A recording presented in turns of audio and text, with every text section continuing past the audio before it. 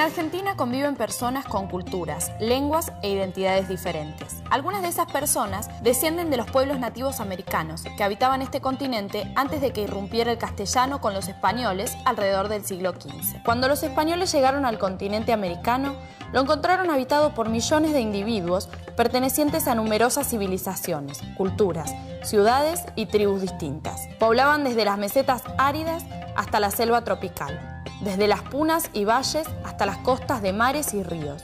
No eran iguales entre sí, no poseían la misma lengua ni la misma organización social, cultural, tecnología o modos de pensar. Sin embargo, los españoles los denominaron a todos de una misma manera: indios, básicamente porque los españoles buscaban la India cuando arribaron a América. Con esta palabra se los consideró iguales entre sí, homogéneos, por encima de las diferencias. Su equivalencia se planteaba teniendo en cuenta una única característica: no ser europeos, y se combinó con una idea principal. Para los españoles, los no europeos eran seres inferiores. Los indios, entonces, fueron considerados iguales entre sí e inferiores a aquellos que venían del viejo continente. Este argumento de inferioridad de los pueblos originarios de América dio pie para justificar su colonización, que incluyó uno de los mayores genocidios que conoce la historia, y con él la pérdida irreparable de culturas, identidades y lenguas únicas. Después de largo tiempo, de siglos de luchas y silencios, los pueblos indígenas de la Argentina están comenzando a recuperar el lugar y el derecho que les corresponde como pueblos originarios, es decir, aquellos que habitaban el país antes de la colonización española. Uno de los hitos más recientes de esta historia es la incorporación en la Constitución Nacional, con la reforma de 1994, de un artículo que reconoce la preexistencia de los pueblos indígenas en el país, su derecho a la tierra, la propia identidad, educación, lengua y cultura, lo cual significa un logro fundamental. Reconocer la preexistencia étnica y cultural de los pueblos indígenas argentinos significa considerarlos oficialmente como pueblos dentro del Estado Nacional, con identidad propia y con derechos colectivos que les corresponden por su presencia histórica en estas tierras.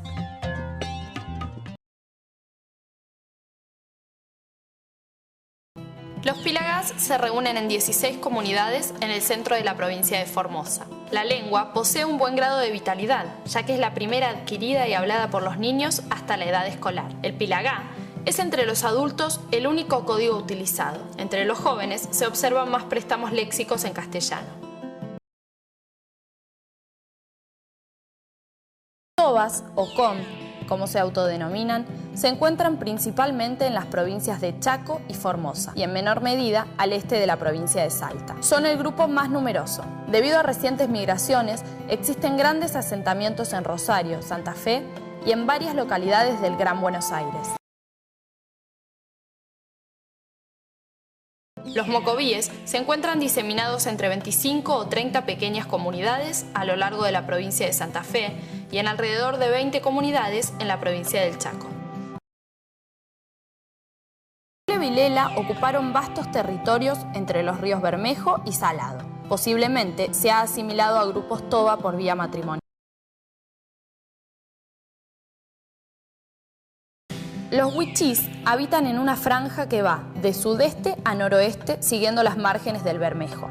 A partir de la zona del impenetrable chaqueño y de la mitad oeste de la provincia de Formosa, Pozo del Tigre y Las Lomitas, hasta el noreste y sudeste de Salta. Los wichís se encuentran mayoritariamente en la Argentina y en Bolivia, donde se denominan huinaye. La lengua es utilizada por hablantes de todas las edades y en la comunicación familiar, comunitaria y religiosa. A pesar de esta situación favorable, en algunas localidades del este de Salta se ha detectado el inicio del quiebre de la transmisión intergeneracional.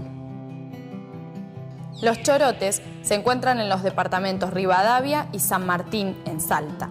Se calcula su número entre 1.200 y 2.000, mientras que en Paraguay, en el departamento Boquerón, se estima que hay unos 500. Aparentemente, esta lengua posee vitalidad y es aprendida como primera lengua por los niños chorotes.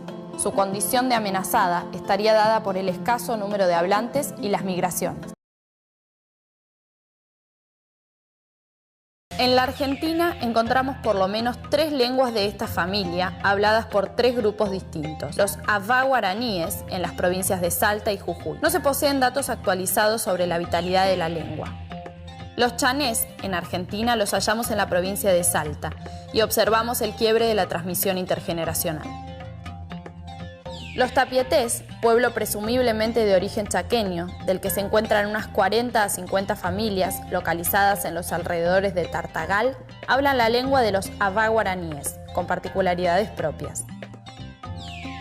En el extremo este del país se encuentran los Mbiá, en la provincia de Misiones, donde se encuentran instalados en dos zonas bien diferenciadas. Un grupo cerca del río Paraná y de la frontera con el Paraguay, y el otro hacia el norte, más cerca del río Uruguay, colindante con Brasil. Los primeros hablan mbiá para la comunicación entre personas de su misma comunidad y guaraní yopará con los criollos. En cambio, los segundos utilizan el guaraní yopará en la comunicación familiar, mientras que el mbiá solo es usado para el relato de los mitos o durante las ceremonias religiosas. En este último grupo se observa la utilización cada vez más difundida del español. El guaraní es hablado por un gran porcentaje de la población rural, no indígena, de la provincia de Corrientes.